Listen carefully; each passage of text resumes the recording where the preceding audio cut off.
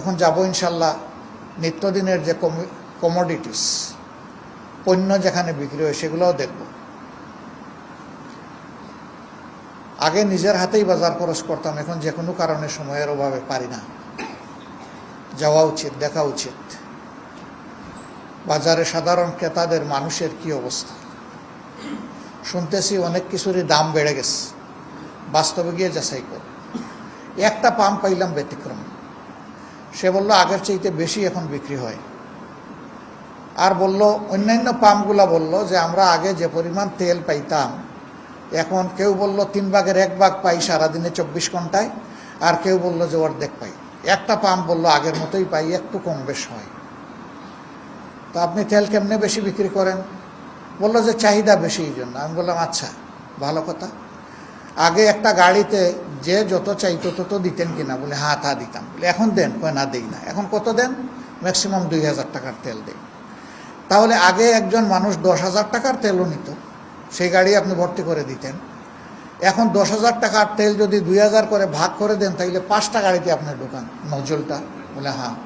বলে একটা গাড়িতে নজল ঢুকানো আর বের করা এবং তেল দেওয়ার যে সময় যায় 5টা গাড়িতে কম যাবে না বেশি যাবে? কয় বেশি যাবে।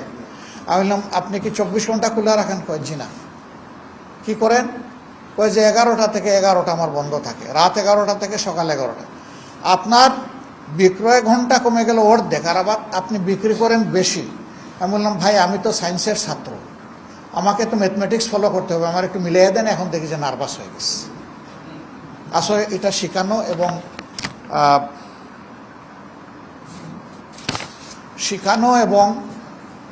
এটা ছিল অ্যারেঞ্জড বলি আমি যা বুঝলাম, যে তাকে শিখিয়ে দেওয়া হয়েছে। এরপরে একটা একটা করে যখন আমি মিলাইতে লাগলাম এখন সে হেরে গেছে, আর পারে না। এখন যারা ক্রেতা তারা এসে মাথার উপরে বীর করেছে, শত শত মানুষ বলে যে উনি মিথ্যা বলতেছে, সঠিক বলেনি। আরও নার্ভাস হয়ে গেছে। আমি লোকদেরকে বললাম যে ভাই আপনারা একটু সরেন, আমি তো এখান থেকে কথা বলব। কিন্তু মানুষের কষ্ট, মনের যে কষ্ট, এই কষ্টে সবাই হুমড়ে খেয়ে পড়ছে। আমরা জিজ্ঞেস করলাম আপনাদের জন্য আমরা কি করতে পারি? আপনারা আমাদের জন্য সংসদে কথা বলবেন, বাইরে কথা বলবেন। যদি এই কথাগুলো বলতে পারেন তাহলে হয়তো আমাদের দুঃখ কিছু লাঘব হতো। আমি শ্রমিকদের এই কষ্টের কথাটা তুলে আনলাম কেন? এখানেও কিন্তু কোনো পাম্পে গিয়ে কোনো মালিকের দেখা পাইনি, তারাও শ্রমিক।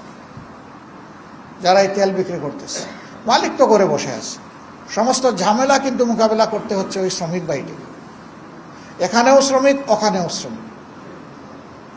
আমি ইন্ডাস্ট্রি মালিকদেরকে জিজ্ঞেস করলাম, বিজিএমইর একজন বড় দায়িত্বশীলকে জিজ্ঞেস করলাম যে আগে যে ফার্নেস অয়েলটা পেতেন আপনাদের প্রয়োজনে বা ডিজেল পেতেন হেভি ডিউটি জেনারেটরগুলো চালানোর জন্য, এখন পান? না এখন পাই, তবে পাই যদি বাড়তি টাকা দিই। পাম্প থেকে নয়, অন্য জায়গা থেকে। আমি বললাম যে অন্য জায়গা থেকে যে তেল আপনি বাড়তি টাকা দিয়ে কিনছেন, একদিকে আপনার আর্থিক লস, আরেকদিকে ওই তেলের মধ্যে যদি বেজাল মিশিয়ে দেয় তো আপনার মোটরই তো নষ্ট হয়ে যাবে। হচ্ছে ইতিমধ্যে, মানে একটা সর্বগ্রাসী ধ্বংসের মধ্যে দিয়ে আমরা আগাচ্ছি। এ বিষয়ে যখন আমরা সংসদে কথা বলতে চাই তখন আমাদের নোটিশগুলা আমলে আনা হয় না, সরকার ভয় পায়। আরে আপনি ভয় পাবেন কেন?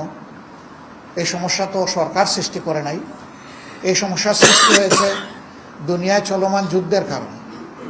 বরঞ্চ এখানে আমরা সবাই মিলে যদি খোলামেলা কথা বলি তাহলে একটা জাতীয় ঐক্যমতে আমরা বুঝতে পারবো, একটা রাস্তা বের হবে। কিন্তু তথ্যই যদি সঠিক দেওয়া না হয়, আমাদেরকে এমনভাবে সংসদের ভিতরে বিবৃতি পড়ে শোনানো হয়, মনে হয় যেন এখন তেলের উপর দিয়ে বাংলাদেশ বাসতেছে, তেলা অবস্থা আমাদের। তা আমি বলি যে সব তেল সংসদে ঢুকে গেছে, বাইরে পাওয়া যাচ্ছে না। ওখানে দেখছেন তো কত জাতের তেল দেওয়া হয়, ওই তেল দিতে গিয়ে এখন বাইরে তেলের সংকট দেখা দিয়েছে। আমরা অনুরোধ করব, লুকোচুরি না, জনগণকে সঠিক তথ্য প্রকাশ করতে হবে। আমরা সহযোগিতা করব। এই দেশ শুধু আপনাদের না, এই দেশ আমাদের, এই দেশ জনগণের দেশ, এই দেশ 18 কোটি মানুষের দেশ। 18 কোটি মানুষের কষ্ট হলে আমাদেরও কষ্ট হবে, আমরাও তার অংশীদার।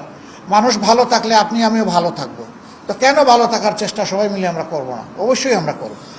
কিন্তু যদি জাতিকে নিয়ে লুকোচুরি করা হয়, অধিকন্ত যদি বলা হয় যে পাম্পের তেল আগের চাইতে বেশি বিক্রি হচ্ছে, মজুত করছে এবং চুরাই পথে বিক্রি করছে, তাহলে একদিকে তাদেরকে কষ্ট দেওয়া হচ্ছে, রাস্তায় নিয়ে 10 ঘন্টা 12 ঘন্টা 5 ঘন্টা 7 ঘন্টা, আরেকদিকে তাদেরকে অপমানিত করা হচ্ছে, তাদেরকে তেল চুরি হিসাবে সাব্যস্ত করে।